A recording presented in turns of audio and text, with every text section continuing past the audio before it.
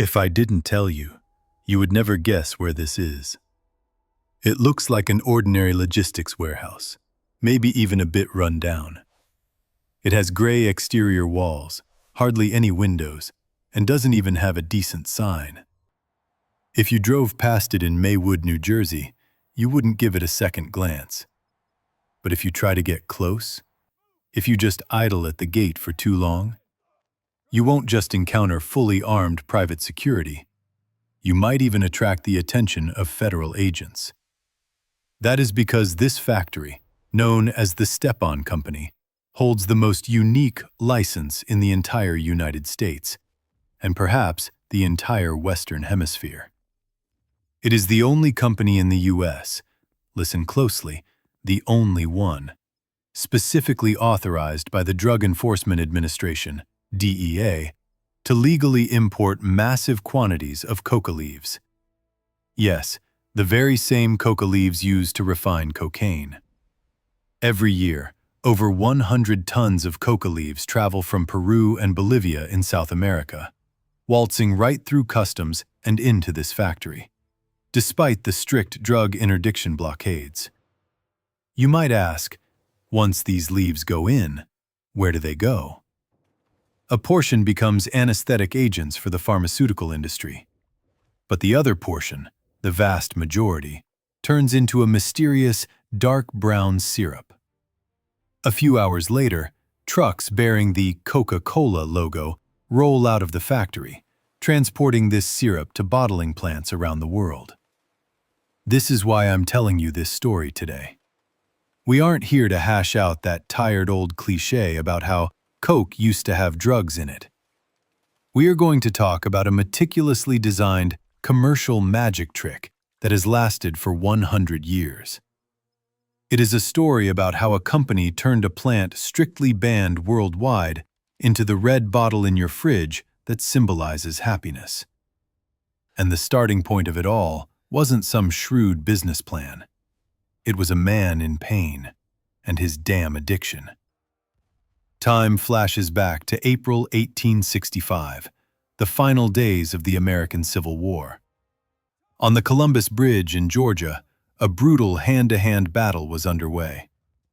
A Confederate cavalry commander, John Pemberton, was charging with his saber drawn. It was the final moment of his military career. A bullet struck him, and immediately after, a saber slashed open his chest. When he was carried off the battlefield, every medic thought he was a dead man walking. The wound was too deep, the blood loss too severe.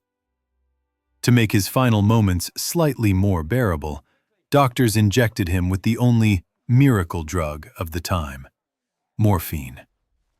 Pemberton survived, or rather, his body survived, but his soul was left on that operating table. Like thousands of veterans of that era, Pemberton returned home with a body full of pain and an inescapable new companion, a severe morphine addiction. Do you know what morphine addiction feels like? It isn't about getting high, it's about living like a human being. Without it, it feels like ants are gnawing on every bone in your body. Pemberton was a pharmacist. He knew chemistry, and he knew this thing was slowly killing him. So, he began a desperate attempt at self-rescue. His goal was simple: find a substitute. Something that could kill pain and boost energy, allowing him to break his dependence on morphine without making him drowsy like opium did. Right around this time, he read a report about a miraculous plant from South America. The report stated that in the Andes Mountains, Indians chewed a type of leaf. After chewing it, they felt tireless, felt no hunger, and even felt no pain. That was the coca leaf. Meanwhile, on the other side of the Atlantic, the Europeans were already going wild. A French chemist named Angelo Mariani had soaked coca leaves in red wine, inventing vin Mariani. How popular was this stuff back then? Even Pope Leo XIII carried a hip flask of it, and he actually awarded the wine a Vatican gold medal. Queen Victoria drank it, The great inventor Edison drank it. Why? Because the cocaine in the coca leaves, combined with the alcohol in the wine, synthesized a chemical in the liver called cocaethylene. The hallucinogenic effects and euphoria of this substance were several times stronger than cocaine alone. Pemberton felt he had found his lifeline. In his humble laboratory, Pemberton began to mimic the Frenchman. He created his own version, calling it Pemberton's French Wine Coca. In addition to coca leaves and red wine, to enhance the stimulating effect, he added another African plant, the cola nut. This nut was rich in caffeine. So this was effectively a super bomb of alcohol plus cocaine plus high-concentration caffeine. J. Pemberton tested it on himself first. The results were excellent. Although it didn't cure his morphine addiction, the intense rush of excitement made him feel like life had hope again. He began selling this wine in Atlanta pharmacies, advertising it as a panacea that cures morphine addiction, headaches, neurasthenia, and impotence. Just as business was picking up, God slapped him in the face again. In 1885, the city of Atlanta passed prohibition laws. For a pharmacist making a living selling coca wine, this was a catastrophe. If alcohol couldn't be sold, the formula was useless.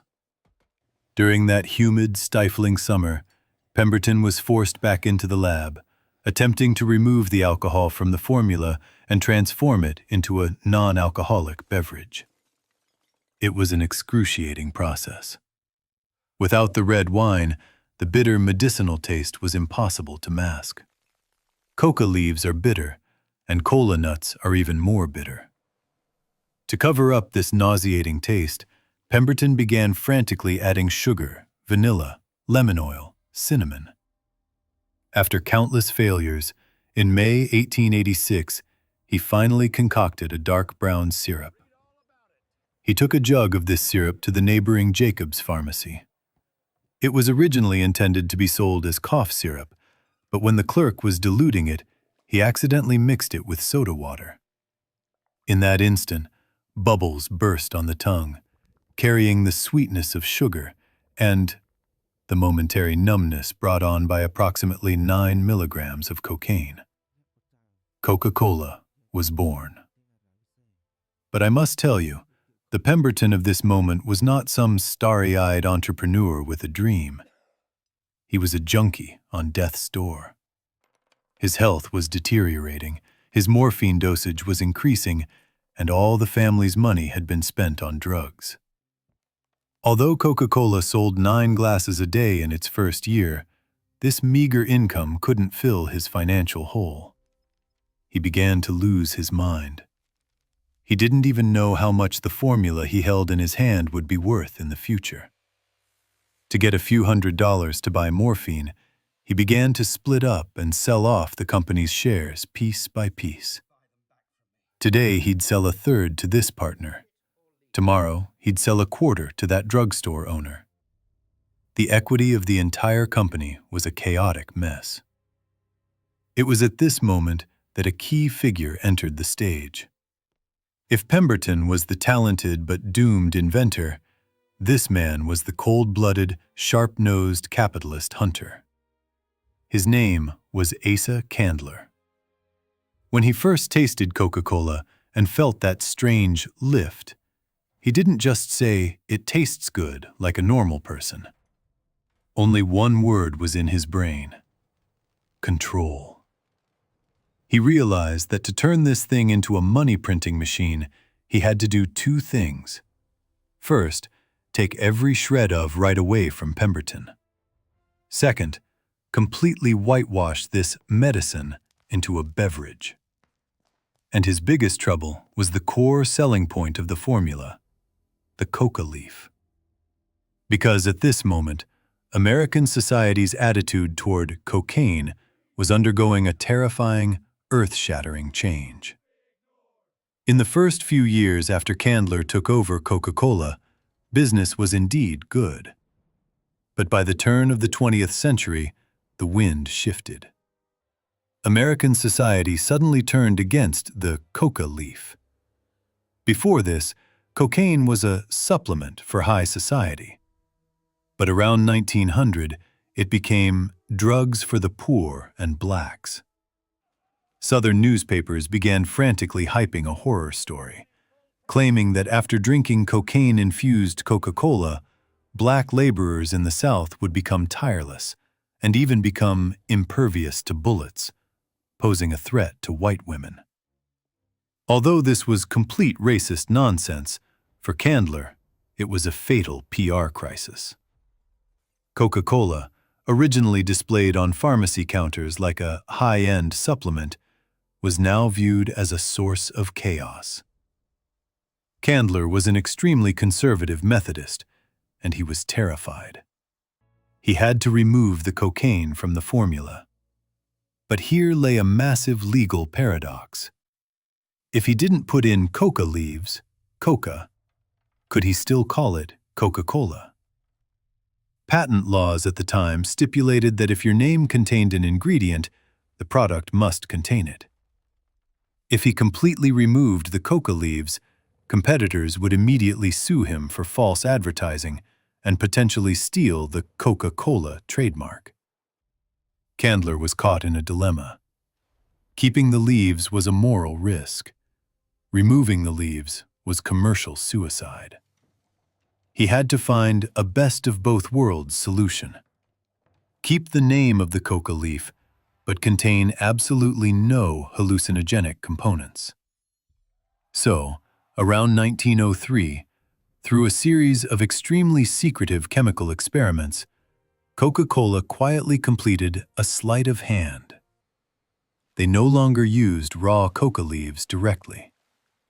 Instead, the leaves were sent to a factory first, where chemical solvents were used to wash all the cocaine out. Where did the washed-out drugs go? Were they destroyed? Number. This is the most brilliant part. Waste utilization. This brings us back to the start of the story. The Stepan Company factory in Maywood, New Jersey.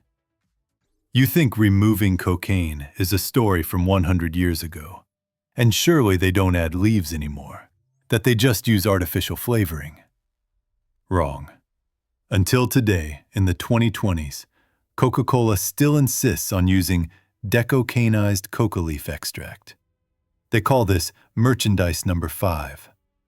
This is the soul of Coca-Cola's flavor. Without it, Coke is just a bottle of ordinary sugar water, tasting like Pepsi or some generic supermarket brand. But the question arises, since coca leaves are contraband, and ordinary people can't even bring a single leaf through U.S. Customs, how does Coca-Cola bring in over 100 tons every year? The answer is privilege. In the U.S. Controlled Substances Act, there is a back door left specifically for big corporations. Stepan Company holds a special import license from the DEA. It is the only company in the U.S. that can legally import coca leaves. This forms a commercially perfect loop. Import. Stepan Company buys leaves from farmers in Peru and Bolivia, transporting them to New Jersey under heavy armed escort. Separation. Inside the factory, they squeeze the leaves dry. Flowing out the left side is the merchandise number 5 we want, the flavoring liquid with the coca aroma. Flowing out the right side is high-purity cocaine powder. Distribution. The flavoring liquid is barreled and sent to Coca-Cola's concentrate factories. And that high-purity cocaine? Stepan Company legally sells it to pharmaceutical giants like Mallinckrodt to manufacture local anesthetics for hospitals. Do you see it now? Even the residue makes money. This isn't just business, it is a monopoly. Does Pepsi want to use coca leaves? Of course. Who wouldn't want that unique flavor? But Pepsi can't get that license. This DEA license is like an iron curtain, isolating Coca-Cola from all its competitors. You think Coca-Cola's moat is its brand? Its advertising? No. Its true moat is a government-sanctioned supply chain of contraband. To guard this secret, Asa Candler went to extremes. In his later years running the company, he realized that the existence of the founder Pemberton and those early ads claiming it not only tastes good but cures diseases were the company's dark history. Rumor has it that Candler ordered a great purge internally. He destroyed massive amounts of early ledgers, formula manuscripts, and flyers. Any evidence proving that Coca-Cola used to be medicine or used to contain hallucinogens was thrown into the furnace. He attempted to rewrite history. He wanted to mold Coca-Cola into a beverage that had been pure, happy, and refreshing from its very inception. He almost succeeded. Today, when we walk into a supermarket and pick up that red can, no one thinks of Pemberton, the junkie whose chest was split open in the Civil War. No one thinks of the assembly line in a New Jersey factory separating drugs from spices. We only see happiness. But some things cannot be completely erased. Next time you twist open the cap and smell that unique aroma, a bit like herbs, a bit like citrus, take a moment to think. This isn't just sugar water. This is nature's most dangerous plant, tamed by the most sophisticated machinery of capital, turned into your most legal indulgence. That is why it is the only, the unreplicable Coca-Cola.